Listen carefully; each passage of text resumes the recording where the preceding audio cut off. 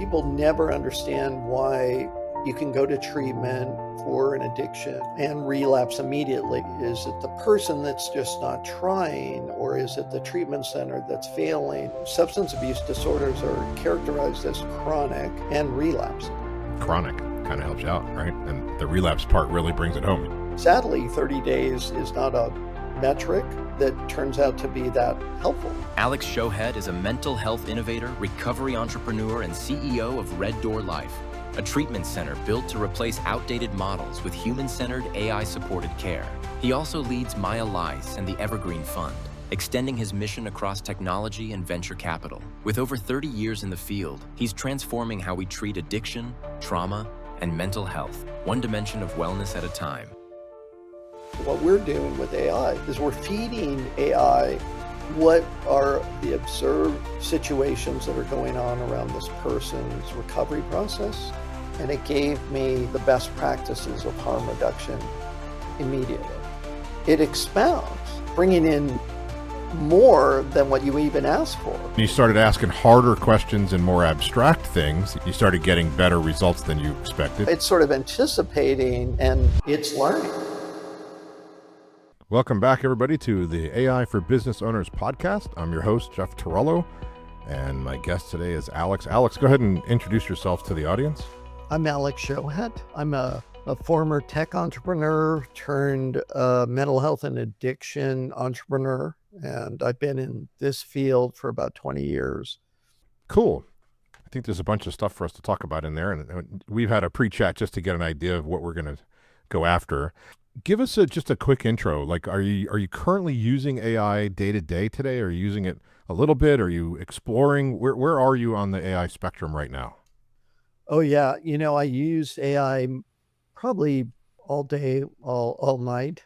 It's probably one of the most important tools that I use today. I find that even just Google searches have gone down in my life immensely. Like, I probably spend so little time like doing Google searches, and most of the time I'm on AI.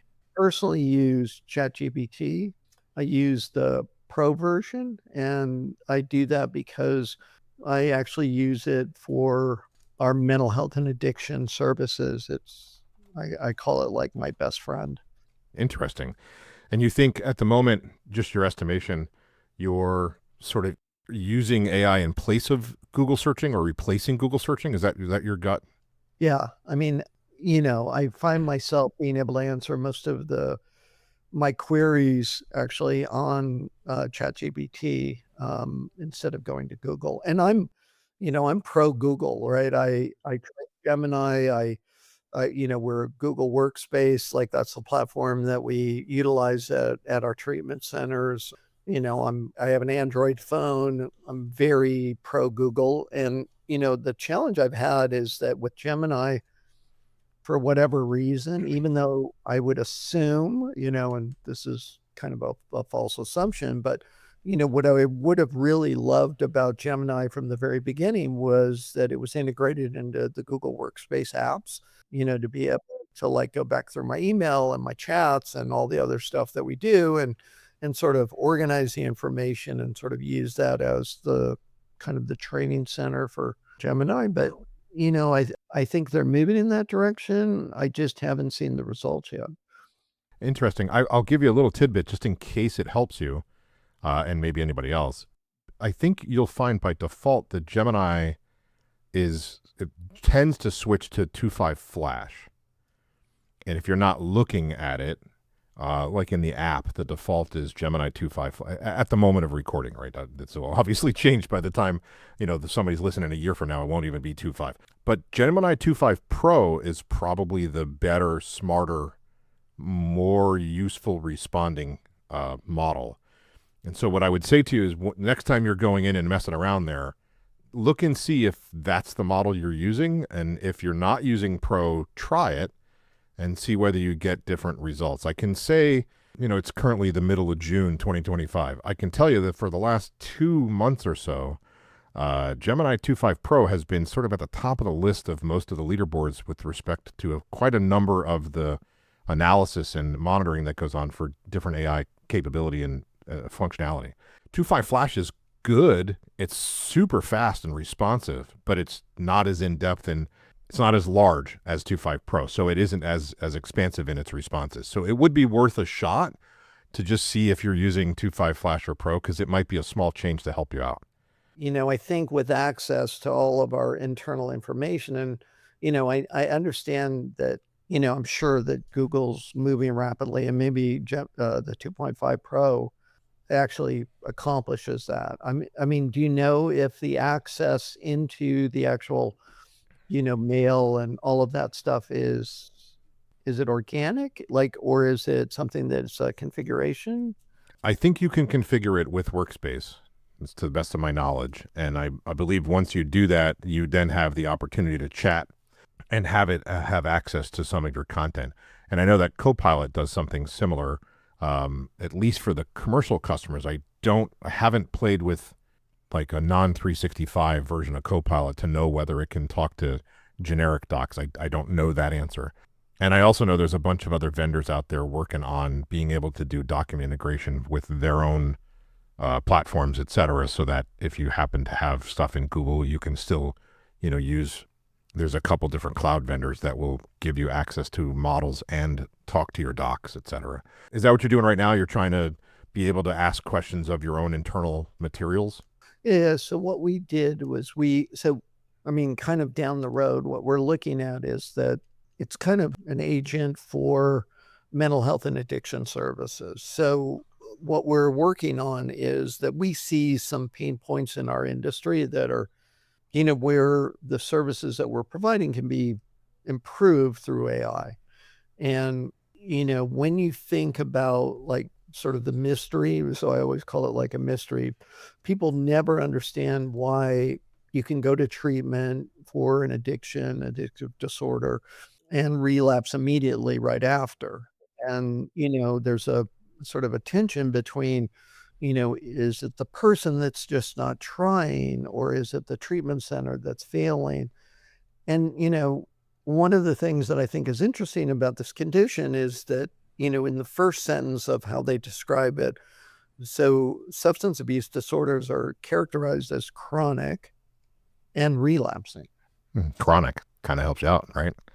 Yeah. The And relapse part really relapsing. brings it home. Yeah, no, I agree. I actually have a bunch of questions here, but I don't want to get too deep into all of the pieces. I'm curious, I've seen a little bit of contention around using AI for mental health, and I think some of the contention I've seen has probably been around sending people to AI just on their own without, a professional in the mix, which I can understand why that might not be the best answer, especially depending on where somebody is. But give me a little bit more in depth of how you're using AI assistively with the things you're talking about. I'm curious, do you have boundaries that you guys have set up with respect to AI use, or you're using it clinically everywhere? Like what's that look like for you? Well, so a lot of, helping a person through, the model of care that we use is called the 12 dimensions of human health and wellness. And the 12 dimensions, if you actually look at any human on the planet, what we're really trying to do is say, what are the most impactful areas of this person's life? So the reason we chose 12 was because what we're trying to do is capture things like, well, what's your relationships with your spouse or with your partner or with, your friends or your family? So relationships is one of the dimensions. How are your finances? What kind of career do you have? Do you have a social network or a social support system that's strong?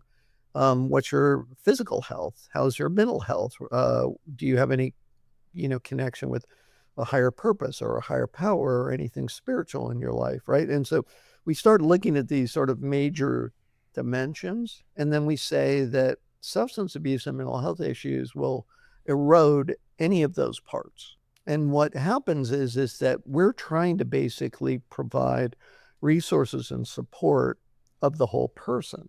When, what we do with AI is we say, putting in the 12 dimensions, so that's our framework. We train it on that. We then watch people's behaviors, and so we characterize a person's behavior like, having a fight with their partner, or they lost their job, or they've gained a lot of weight, or they've lost a lot of weight. And what happens is through behavioral observations about the things that we're objectively noticing, right? We then feed that into the AI system, and then what we do is we ask, how do we support this person in that area? How do we, like, bring some resources? What kind of questions can we ask to, find out any internal motivations versus external motivations? And so by asking AI, which has, libraries of, the world's information about effective treatments for mental health and substance abuse, it's actually our partner in it creating a healthier relationship with our clients. You're doing that with a custom model that you have, or just a general open AI model commercially? We hired developers to, build on top of ChatGPT. So Got it. Okay. So you have a custom thing that's using OpenAI under the hood. Yeah. And then you're providing some level of data about the patient as part of the questioning sequence. So here's some information about the patient, and also here's the questions that we're trying to ask. Is that how you're interacting?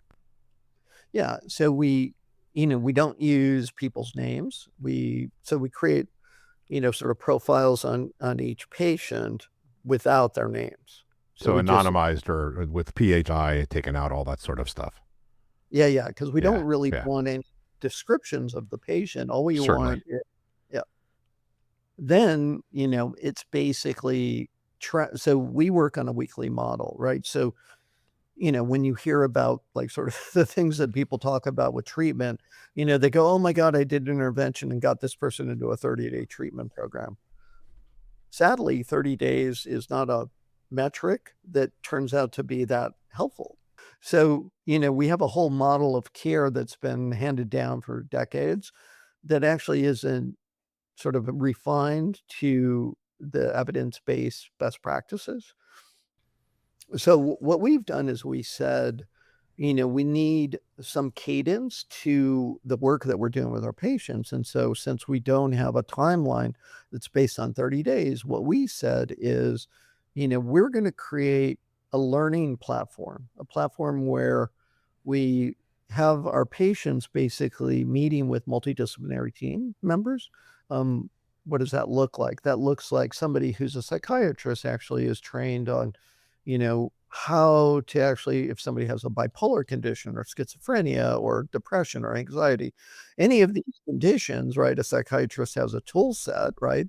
And that Yeah. tool set is medications, right? And Right. then you go to a psychotherapist. And so trauma-informed psychotherapist, attachment-based psychotherapist. And so the second person on the multidisciplinary team is that.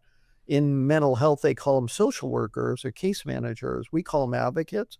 What happens is that when you actually look at the 12 dimensions, one, the reason multidisciplinary teams are effective is because you actually need, sort of experts in all of these different dimensions in order to help a person most effectively.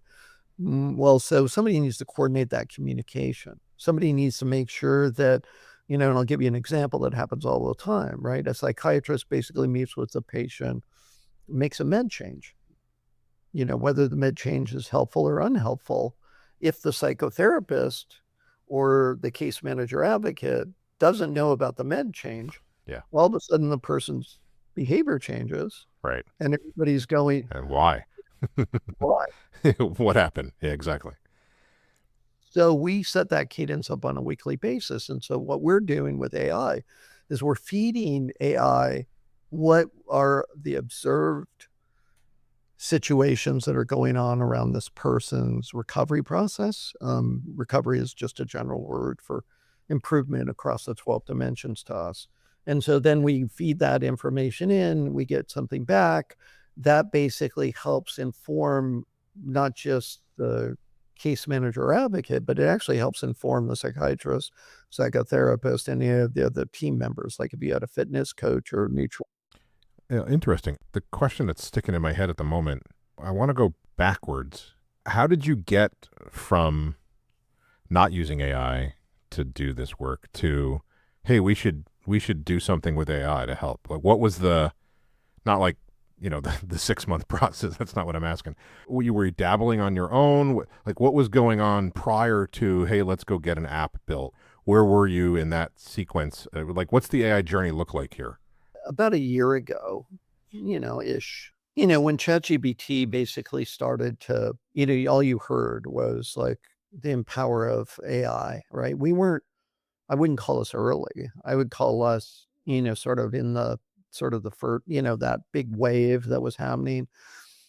And during that time period, one of the tensions is in this area called harm reduction. And so in our work, right, you have a lot of people fighting about this idea that drug abuse, right, like the using of fentanyl or methamphetamine or cocaine or alcohol, right, that when people are doing that, right, you're going to try to stop them from doing it because they're harming themselves or harming other people.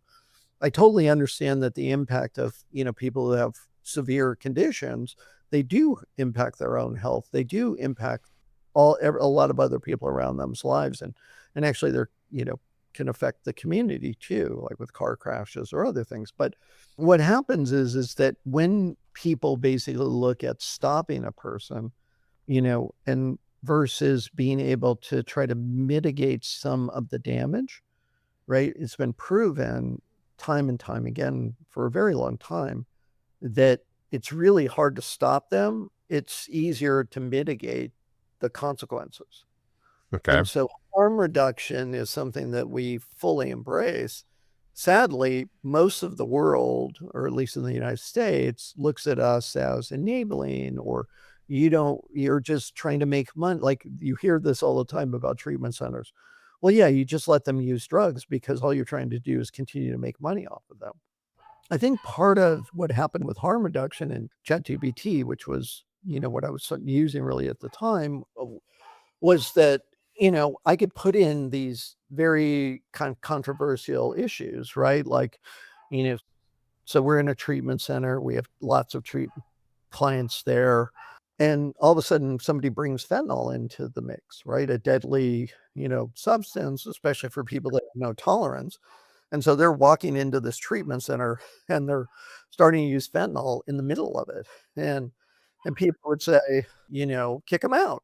Right. Well, so right. So when you kick a person out on fentanyl, especially if they have a little tolerance, right, alone, they're more likely to die. Yeah. Yeah. So, and you think of most healthcare, like when people have their condition is active and they're displaying symptoms of it, most healthcare organizations don't have a policy to kick people out, right? Like, oh, you've got cancer and it's really gone to stage 4. We're going to kick you out because, you're not trying hard enough. It's like, or, you're having an infectious disease like COVID. We're going to kick you out because you may, give COVID to the other patients, So, all right, what happens in treatment is that for many, many years, that's what been the policies, like that treatment centers would just kick people out when they relapsed. And so we, you know, 20 years ago started to say, well, that doesn't really make sense. There's got to be some gray area here. Can't you actually protect the person, the individual, and protect the community? Can we find some middle ground, knowing that there's tension there? And so, the low tech solution way back when, 2006, when we started to do it, was, well, let's just put a one-on-one with them, right? Let's put a one-on-one companion, peer support, somebody who will try to keep the individual safe, try to keep that person from impacting the community, and then learn how to basically mitigate it with maybe helping them go off site or, move to a safer area. So, part of what we started to do was try to figure out the middle ground, and which is called harm reduction, between, sort of protecting the individual and protecting the community. AI, the thing that I fell in love with was that I could type in that situation, client brings fentanyl into the treatment center, what do I do? And it gave me the best practices of harm reduction immediately. Interesting. Are those things that you followed in that context, or things that you went, yes, okay, that's where I was headed? Or like, how did the first time that you did that? I'm just curious, right? Did you look at it and say, oh, it seems to have some good suggestions, or did you say, yeah, I already knew that? Like, where were you in that at that Oh, time? Both? yeah, because, I mean, the way that I'm going to talk basically about ChatGPT, because that's the tool Sure. that I use the most, right? So what would happen is I would throw in, this scenario where somebody bringing fentanyl into the treatment center. Then all of a sudden I'd be, like, given best practices, about sort of protecting the individual, protecting the community. And it was giving me, that insight. But then it would go further, right? Then it would actually enhance my ability to respond, because one of the techniques that we use all the time is called motivational interviewing, where you're trying to actually access the person's own internal motivations and external motivations. You do that through a series of questions. Well, sometimes like on the spot, coming up with a question to ask a person who's in the middle of fentanyl use, your brain sort of on, overload, like you're going, oh my God, this is happening. You don't feel, you're not like thinking clearly. You're just trying to react and respond in an effective way. Having access to questions and other techniques that ChatGPT offered without me prompting it. Like it's not, just answering the question, right? Like a direct answer to a question. It expounds, bringing in more than what you even asked for. Were you surprised by that? Incredibly surprised. And Yeah.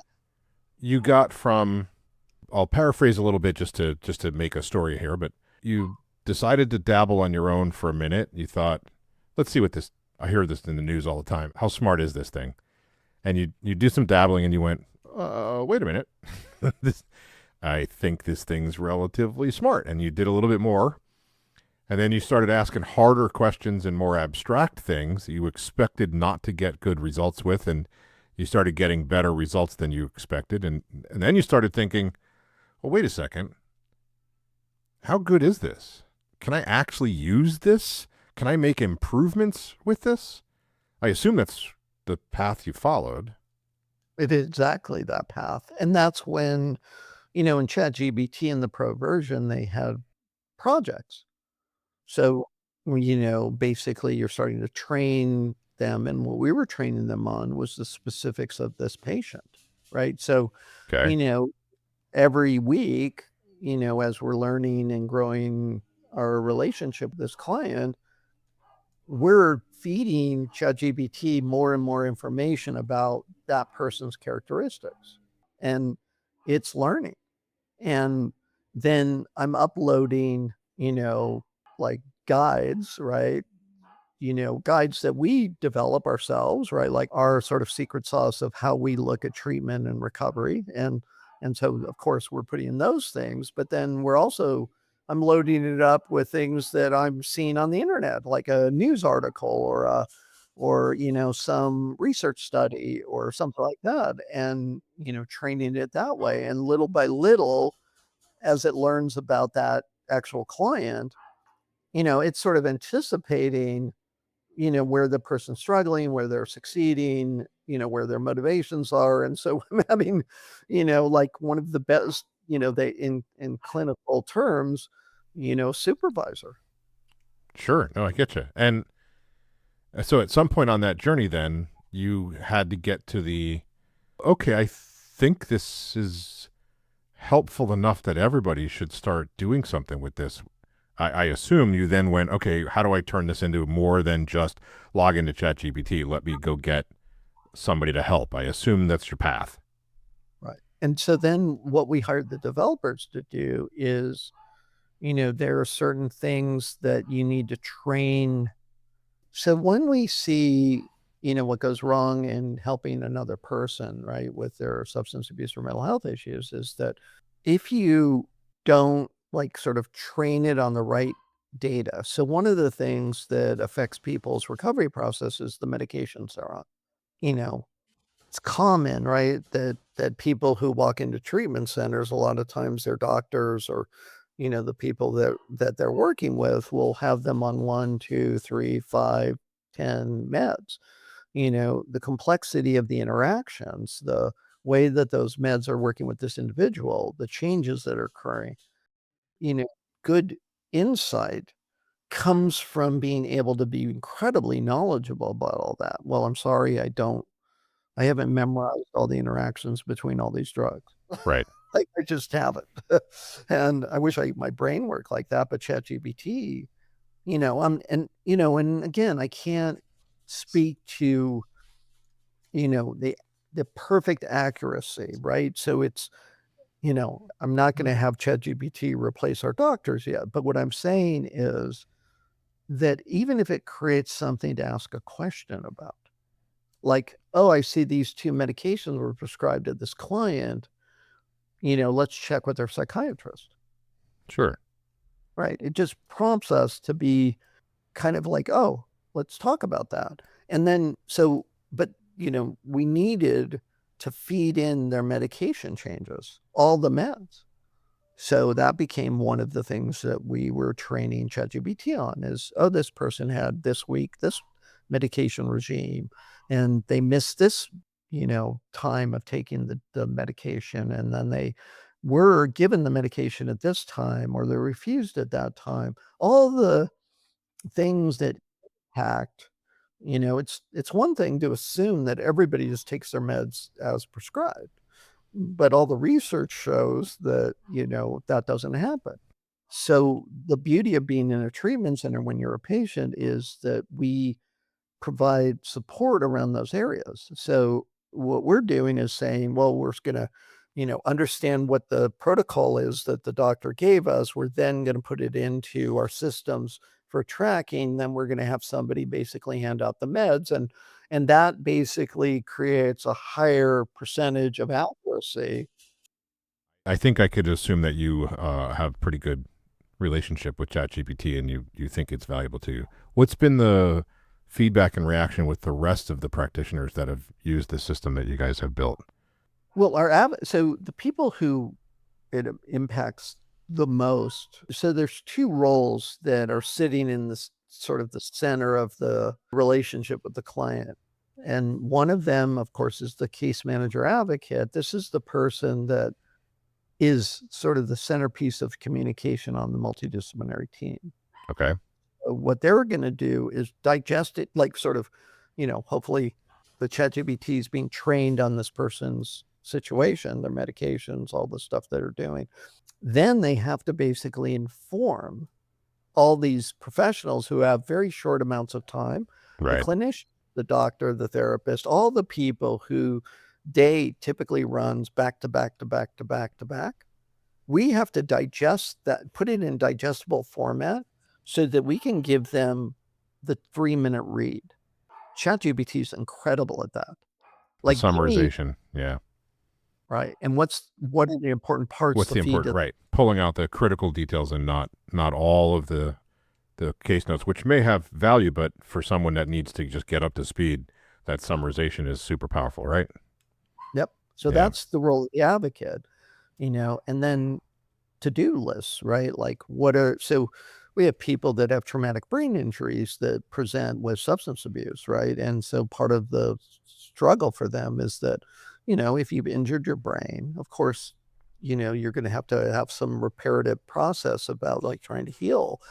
Well, those a lot of times are like sort of what we call brain exercises, or, you know, figuring out ways to actually help the brain heal. And so when we need, what are the best exercises? Like, where does neurofeedback come in? What about TMS? Or, what, like, there's so many different ways and tools out there that people are, even psychedelics. Like, I went to the psychedelic science conference last week, and, they're talking about the way that the neurons and dendrites and all of that stuff are affected positively by different psychedelics.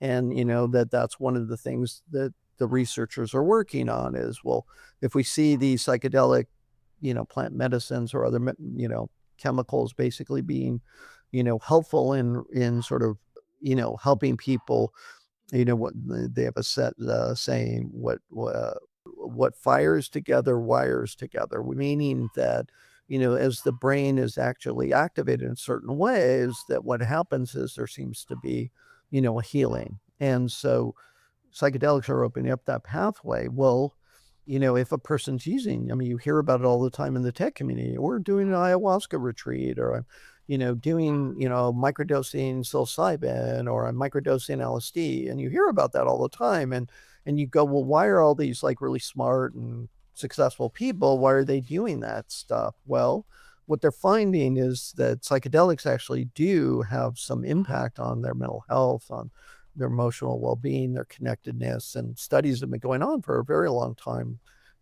decades, about like, well, what's the impact on end of life? If you're a terminal cancer patient, how does psychedelics there? And so when we went to the psychedelic science content, conference, right, we're hearing that. And if one of our patients, whether, it's legal or illegal, right, they're taking ayahuasca, or they went to an ayahuasca retreat. Well, how do you feed that in? Right. We're getting close to signing up, but I wanted to, from your point of view, right, where do you go next? So from an AI perspective, you've got a useful assistant and something you can sort of rely on to give you good feedback, good questions to ask, etc., good summarizations, those sorts of things. What would you want next? What would you want it to do if you could just tell it to do anything? Connect to the data. So the biggest holy grail of mental health and substance abuse recovery is wearables, right? So, and what I mean by that is that we need technology that basically assesses the human physiology and feeds it into the AI system. Okay. So heart rate, blood oxygen, sugar sensitivities, sugar levels, physical, sleep, all of these things, basically, the physiology has been one of the black boxes in doing excellent mental health or substance abuse care. So connecting to the wearables that people are using and then bringing that into the AI system, connecting to, and then proactively, the second area is to then empower the clients with all of this, help and support, independent, I mean, and maybe I should say not independent, but, so that the AI and the client and their multidisciplinary team are all connected, right? So we want, instead of it being something that we're using as a tool, it's much better if the client and the patients are using it as their primary tool, supported by the multidisciplinary team. Does that make sense? It does make sense. There is capability. I understand your comment about real-time wearables, et cetera, but there is the capability to wire up access to data with the AI with a technology called RAG. It's retrieval-augmented generation. That would then give the AI the ability to, when you asked a question, you could ask a question about an individual or a particular type of material or a particular, let's say, a disorder, for lack of a better word at the moment. And it would be able to reference material in your data sources while it was answering the question. It would use that data as context, and it would provide much more personalized and unique results, but it would need to see the data. And there is a set of technologies that can be implemented to mask some of the unique identifiers in the data set and still allow the opportunity to talk about certain things and communicate. It's an interesting model where the data itself is vectorized into a structure that allows semantic searching to happen. And semantic search is unlike Google, which is using keyword-based searches. Semantic search searches for similar meaning. So if you're asking for this thing, but there are 5 synonyms for that thing, when you do a vector-based search, it is able to search for all the synonyms simultaneously and see what relevance score gets placed on individual synonyms. I'm trying to give you a simplified example. There's a lot more technical here, but I'm just trying to give it easy for you. And so, this previous patient had a similar type of problem, and this was the treatment, and it was successful. And so maybe this is a suggestion I should give you for the current patient who has a similar type of problem, right? And it isn't going to be I know this is what you should do, but it would be you could think about this. I mean, actually, the way you described that was eye-opening to me. Oh, so you're not familiar with that structure at all? I am not. Okay. There is also a way to take that. I'm not the CTO either. No. I wasn't meaning it that way. Sorry if that's what it came across. There is another way where you could actually use what are referred to as private models, so not a commercial model, that you could then not worry about masking because the data isn't going anywhere. The model's running inside of, your own space, if you will. And so you don't worry about needing to mask anything or hide any details because it's not part of a commercial system. It's not part of its training data set in the future. None of that happens. You've got your own private model that you're using from one of the open source models, and you've got a retrieval-augmented generation database with your custom data in it. And when you talk to that model, it can talk to that RAG content, and it all stays in one spot, nice and safe and secure. Wow, that's great. I love that. There's, we've done that for customers in a number of places. There's plenty of consultants that have doing similar things. There are even vendors that offer RAG. It's referred to as RAG all the time as a service where you could actually upload content to them, and they would hold the database for you and let you communicate with it. I think you can even share documents with ChatGPT, but I will warn you, by default, OpenAI's sort of privacy policy basically says that anything you send them, they'll use to train. And so it might not be the best answer.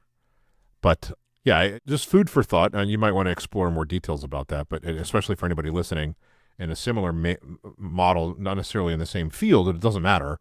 I have data and I have, particular content that I think is relevant, and I'd like to use it when I'm asking questions and for reference purposes. How do I get access to that? And that's what RAG provides. There's a bunch of different ways to make that viable. That's incredible. The other thing is that, do you know about the world of integration between all of these, silos of information, right? So if, I'm wearing a Fitbit or an Apple Watch, right? And I have data that's being collected in there, and then the integration into Google Health or Apple Health, right? And then, sort of moving that data into, whatever applications we're building, or, there's this thing in our healthcare that's called electronic medical records or electronic health records, right? And, hospitals and all these people and have their own proprietary systems or systems that they buy from, vendors, and yet they're all silos. And, and when you aggregate, especially for people that have mental health or substance abuse issues, right? If you can give it the power to them instead of, us being the providers holding their data. What would actually help this is a suite of technologies that is probably a little premature, but something you could be thinking about and keeping an eye open for. There's a new capability called the Model Context Protocol. It's referred to as MCP. Yeah, I've heard about that. And what would happen here is, just as an example, we'll talk about it. Let's say Fitbit creates an MCP server. And so you can hook up your AI interaction chatbot interface to one or more tools. And those tools can be MCP servers, and one of them can be Fitbit. And there's some complexity here because the right way to do this is that the patient should use the chatbot and wire up to their Fitbit data. That's technically the right answer, rather than you having 100. Because then when you ask the AI a question, it has access to all these Fitbit datas, and it's not the right way to do what we're trying to do. But we'll just take that example. You wire up into that data set, and maybe there's a way to query a particular user data set in that Fitbit. So give me this person's information or whatever. Obviously, they'd authorize you to do that.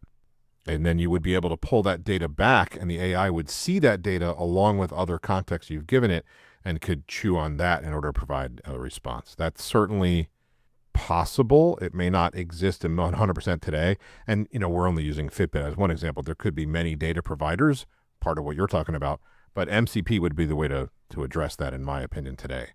And I think you'll see this go forward with agent stuff moving as fast as it is. I would be surprised if you don't see some action on that in 6 months or less. Well, I just downloaded Claude, Yeah, which Claude said Desktop. they said that they have an MCP like service built into it. And I mean, I think that, right, like to me, that's what's been missing from mental health and substance abuse recovery is that, right? Yeah, no, and I think you could, like, so just so you have the background, right? The people that made Claude are called Anthropic. Anthropic invented MCP. Of course, Claude Desktop supports MCP. You're totally right, because they're the ones that made it first, and obviously they made it to work with their stuff. And you personally using Claude Desktop would absolutely be able to hook up all sorts of really cool personal health data, et cetera, and then Claude would be able to use that. And Claude's the name of the model, by the way, if anybody doesn't know that. Sure. What I was trying to get to is from a clinical setting perspective, you'd need to do that at a larger scale than just an individual, talking to my watch or whatever. But I think you get good insight right now personally into where things are going to be able to go. And that's what I meant by, say, within 6 months, you should be able to get something workable there via MCP. Should be no big deal. The other thing is, and this is, something that I've been reading about recently also, is that it's how loyal you are to your application, your AI application. Yeah. There's that concept has been around for a long time, and it's referred to as a walled garden, right? Basically, and the vendors know this. It's sometimes also referred to as vendor lock-in, right? It would be better if things were more open and shareable, but that's not always where the money is. But things like MCP and another protocol that's somewhat relevant here called agent to agent, it's referred to as A2A, the idea being that agents could talk to each other. I think MCP has the opportunity to help break out some of those walled gardens and allow you to get data from location A and location B that might be their own proprietary thing into a central place where, like Claude Desktop or other chat models, there's lots of ways to talk to MCP. I think that's one of the ways to get a handle on some of this proprietary or locked out data. But, the vendor has to make it accessible, right? The vendor has to create the API or create the MCP to let the data out. And if they decide that monetizing it is a better approach, then they may choose that path.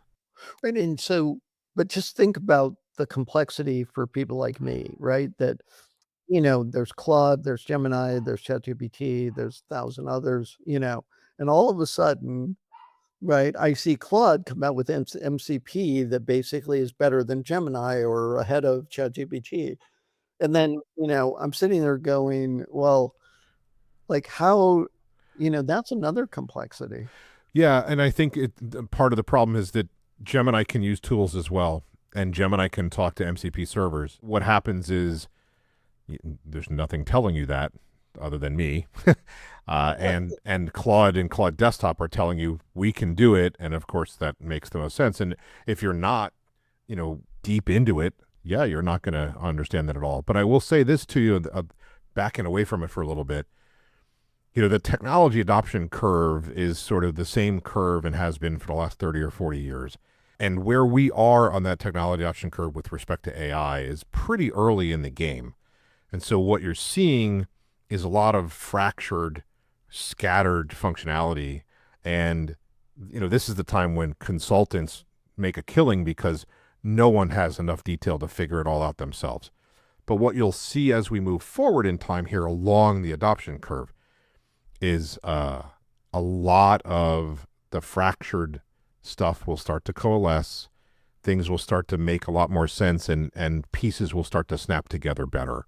And, think about, if you just go back in time, right? Think about when internet connections were with modems. If you traveled, you weren't getting internet access. If you had email and you didn't have AOL, you probably weren't going anywhere because no phone numbers were going to work. All that stuff, super fractured. And then we had independent service providers, or ISPs, right? Internet service providers. But only if you were home. If you traveled, nothing doing. But we move further along the scale in time, and we get to, Wi-Fi around 2003. And now we start to say, wait, you can get internet in a hotel room, and I don't have to have the wire anymore. And now, I'm sure there's people listening who are like, what? The internet's everywhere. Right? Because, until before it was on our phone, you had to jack in somehow with a wire, or you had to hope the hotel had Wi-Fi and they didn't charge too much. And, those all sound like boomer problems. But it's the same thing that I'm describing to you now is MCP and Gemini this and whatever, that will resolve itself and it will coalesce. It'll just take some time. You're very much an early adopter in this context, so good for you. That's a great place to land too. Yeah. Should I worry about picking the wrong horse this early? No. What I would tell you, in my opinion, is you're not betting the farm on anything. You're using what you can get value out of today, and if something tomorrow shows up that gives you more value, you jump. Because you're an early adopter and because you're already seeing a ton of value, there's no risk here. Right? What you have right now is already doing great stuff for you. If you try something new and it doesn't work, go back to what was working, doing great stuff for you, and keep trying. I can tell you this, at one point the OpenAI models were amazing and everybody was just, these are fantastic. And now there's open source models that are just as good or better. And Google's fighting hard. And that's what I was talking about with Gemini 2.5 Pro. Anthropic's fighting hard, Claude 4 and some of the other pieces that are coming out. Everybody's continuing to escalate this sort of arms race of AI functionality. The users win. Today I use this model, tomorrow I use that model, and I'm getting the best of functionality I can get. So I wouldn't tell you no, and I wouldn't do the stand by the sidelines and wait routine. Again, you're already receiving value. I think you keep that and you keep using it. That's my opinion. Yeah, you're an excellent consultant. Thanks. Sorry. We should interview you on a podcast. Hey, yeah, you should put me on a podcast. Wait, I got an idea. Turn the tables on you, Jeff. Be a guest somewhere. Yeah, I should be a guest. I agree. It would be fun. All right, cool. Look, that was a great conversation.